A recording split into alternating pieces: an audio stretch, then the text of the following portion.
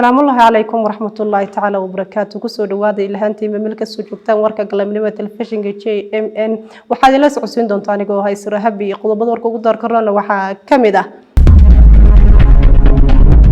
maamul hoosadyada maamulka magaalada Addis Ababa ayaa laga daafuray ololaha dhig shubista hooyooyinka dhig baxaya xilliga dhalmada ardayda wax ka barata dugsiga Iqra maamulka magaalada Jigjiga ayaa soo bandhigay xirfadooda aqooneed ee tiknoolajiyada ay sameeyeen intaas waxay ahaayeen qodobada warka ugu door corona hata ku soo dhawaada qodobada iyo qodobo kale faahfaahsan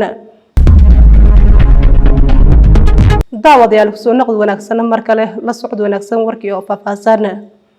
ardayda wax ka barata dugsiga Iqra maamulka magaalada Jigjiga ayaa soo bandhigay xirfadooda aqooneed ee tiknoolajiyada ay sameeyeen faafaynta warkaasina aan hore u socono xaflad isugu jirtay hidhirigal iyo abaalmarin ayaa loo qabtay hal abuurayaasha ku tartamaya hal abuurka iyo tiknoolajiyada xafladaas ayaa ka qabsoontay madasha kulamada ee xafiiska haweenka iyo caruurta dawlad deegaanka Soomaalida ardayda wax ka barata dugsiga Iqra maamulka magaalada Jigjiga ayaa soo bandhigay xafladooda aqooneed ee dhanka tiknoolajiyada taasoo ay soo agaasimeen dugsiga Iqra maamulka magaalada Jigjiga waxa farxad noo ah marka hore inaan ka soo qayb galo goobta lagu soo bandhigayo orodka tiknoolajiyada ama wax loo yaqaan tiknoolajiyada dugsigan Iqra si guud baraanjiyadiisa kala duwan waxaan leenahay marka koowaad farxad bay noo tahay waan ku hambalyeynaa hambalyo aan leenahay marka koowaad iyo mar labaad hambalyo aan leenahay sidoo kale kulli waxaan ognahay sabankan aan ku jiro dunidan hadda aan joogno in loo guuray waxa la yiraahdaa tiknoolajiyada in loo guuray baan ognahay inta aan u guurina inay geedi u sii tahay in loo guuro tiknoolajiyad oo adduunku halkaas u dhaqaaqay baan ognahay dugsigan Iqra kulli waxay kamid yihiin dugsiyada aan tirada yar markii si labaad soo bandhigaya in waxyaalahan ku saabsan tiknoolajiyada ku saabsan waxaan rajaynaynaa dadaalka ay ka daalin oo si wadaan ka xafiis ahaan ama xafiis waxbarasho ahaan annaga farxad bay noo tahay aad bay noo farxad gelinaysaa inaan aragno waxyaalihii practicalka ah saakadan ka dhacayay sahlayay qaab nololeedka bulshada ama bini'aadamka sahlayay qofku qaabku u isticmaali lahaa waxaan leenahay taas waan ku bogaadinaynaa dhammaan lawaaxiisa ama laamihiisa kala duwan ee dugsigan Iqra laakiin aad bii farxad gelinaysa barnaamij noocan oo kale aan aragno xafiis ahaan waliba si gooni ah noo taabanaysa waxaan maanta lagu soo bandhigay meesha waa halabuur la xiriira tiknoolajiyadii waa mid ka mid ah hadafyadii xafiisku u asaasnaa ama kuwa ugu waaweynaa kulli wada shaqayntaanadu ma ahan mid hadda bilaamayso oo Iqra Academy horey baan u soo wada shaqaynaynay xiriir dhow baan lahayn iyo wada shaqayn dabcan ardaydaas science clubka ee asaasna si hoosaan oo la socona arrinkooda asaaskoodina qayb ayaan ka ahayn waxa weeye marar hore oo sidan oo kaleeto barnaamijyo noocan oo kaleeto xafiisku uu soo agaasimay ama ay sheegay iskuulku soo agaasimay oo aan ka qayb galnayna way jirtay waxa xaqiiqa oo bogaadin mudan arday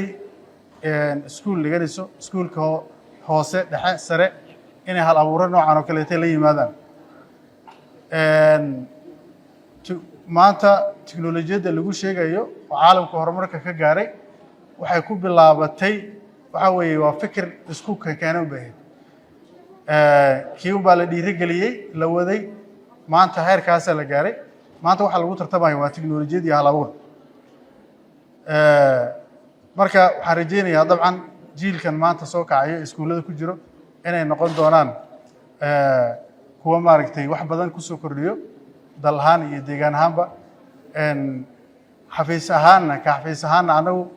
waxaa weeye la garab taagnaan doonaa mar walba wixii awooddeena ee tabarteenna inaan ku caawino ardaydaas insha allah hadduu ilaa yidhaahdo waxyaabihii ay maanta noogu soo bandhigeen halkan ardaydeena waa waxyaabo lagu baran jiray jaamacadaha iyo meelo waaweyn haddana waa ilaahay mahadiis in lagu barto dugsiyada hoose ee dhexe in lagu barto oo inuu u horseedo iskuulkeena Iqra Academic aad noo bilaabo waa arrin aad ugu faraxsanahay waana in ku bogaadinaynaa waxaa kaloo aad ugu helay waan aad ugu faraxsanahay in ay farsamada cid soo bandhigaysay ay ahaadaan habla gabdha ay ahaadaan like xigma ay ahaadaan aad baan ugu faraxsanahay annaga ka waalid ahaan waa in garab taaganahay waana in la shaqaynaynaa insha Allah odayaal dhaqameedka dawladda deegaanka Soomaalida ayaa sheegay in ilaalinta amniga midnimada iyo ka shaqaynta danaha shacabka deegaanka ay tahay mas'uuliyadda shakhsi kasta ka saaran oo ay tahay inuu waajibkeeda ka soo baxo klibkaasina aynu wada daawano ducooyinka nabiga sallallahu alayhi wasallam in bare waxa kamid ah Allahumma inni as'aluka al-amn wal-iiman iimaanki waxa lagu hormariyaa amniga haddaan amaan jirin dee cibaadaysan maysid oo masaajidka iimaan maysid oo quraanka iyo kutubtii iyo xalaqaadkii jiri maayaane nin walba meeluu naftiisa ula cararo yuu la aadayaa sidaas darteed amnigu iyo ammaanku waa shay muhiim ah waa waajib sharci ah waa wax u baahan in la ilaaliyo qodobka labaad waxa weeye mas'uuliyaddu qof kasta ka saaran amniga waa inuu qaato dawladda amniga mas'uuliyad baa ka saaran dhaqanka mas'uuliyad baa ka saaran siyaasiyiinta mas'uuliyad baa ka saaran cid kasta waxa la rabaa kullukum raa'in wa kullukum mas'uulun 'an ra'iyati qof kasta waa inuu mas'uuliyadda ka saaran amniga uu qaato maxaa yeelay waa noloshaadii waa mustaqbalkaagii waa meeshii aad ku hirinaysay ee aad mustaqbalkaaga ku dhisi lahayd way ammaanku arrinta saddexaad waxa weeye nicmada ama ammaanka nicmada Alla ina siiyay waxa lagu dabraa shukr nicmada ammaanka aynu haysanno waxay u baahan tahay inaynu ku dabarno mahadnaq Allah subhanahu wa ta'ala oo aan ilaahno ilaahayow waana siisay noo ziyaadi wa itta'adana rabbukum la in shakartum la azidannakum wala in kafartum inna 'adhabi lashadid aynu ilaashanno qodobka afraad waxa weeye cidii nabadgelyo darro wada in aan loo doodin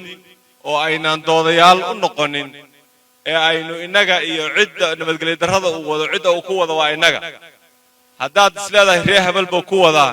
dee berita reer hebel baasha ku socota adigana way kuu soo noqon ama berita intay reer hebel ka soo gudubtay adiga ku soo gaadhi sidaas darteed ciddii nabadgelyo darro wada in aan loo doodin haddii la xidhana aan loo doodin haddii la dhaho ninkaasi dhibaato wadaana aan la dhihin dhibaato ma wadee la xaqiijiyo inuu dhibaato wado iyo in kale hadduu dhibaato wadana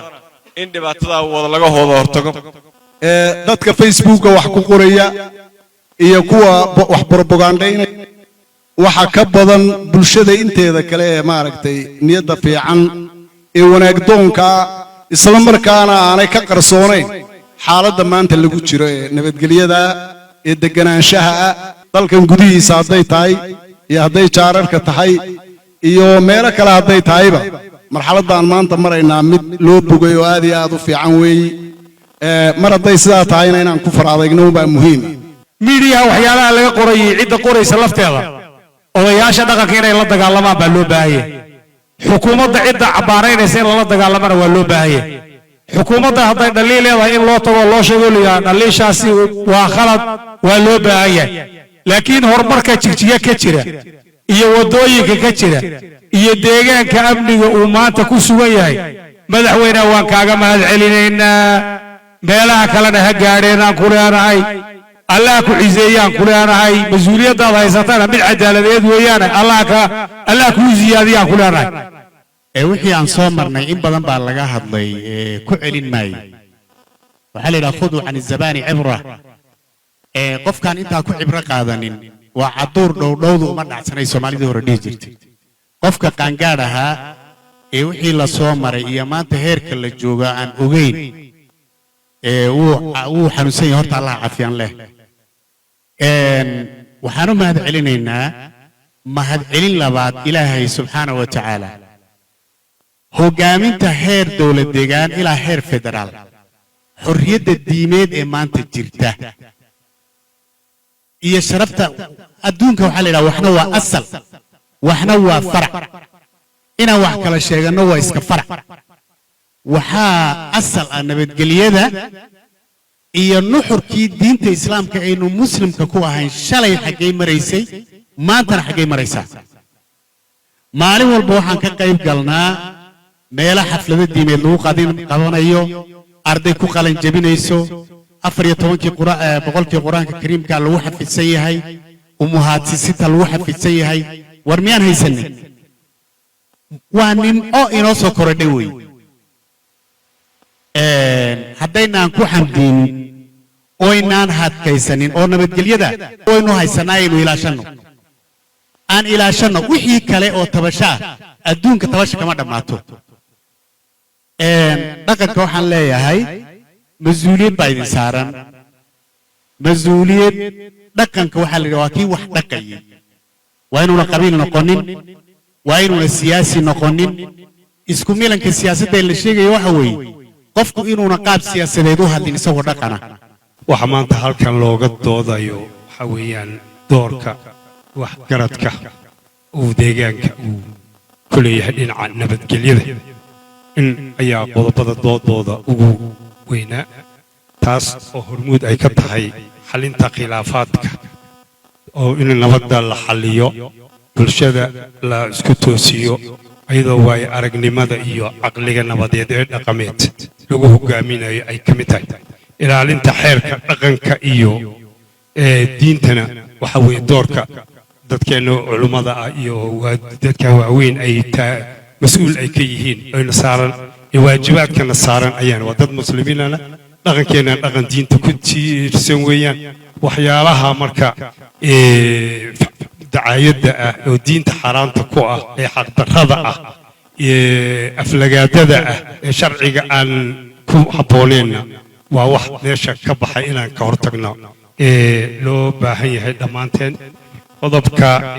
kale wacyigelinta dadka bulshada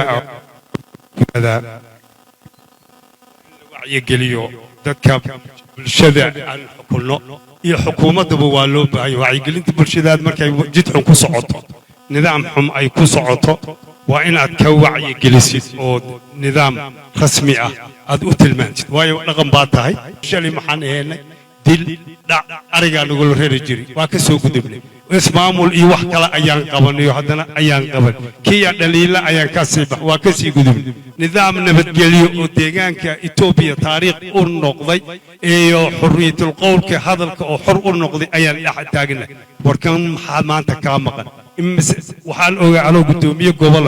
ayaan dugsi sare ka raadiyay ilmaha haysta laba qof oo reer xaaji caddo waan ka helo ligayla ka soo baxay wax kale maanta imisaa kun liibaan taal imisaa kun dhagax buurta caafimaad ima aqoon warna ilaahay wuxuu ku siiyay haddaan maanta ku shukrin haddii nimcadayaan baabin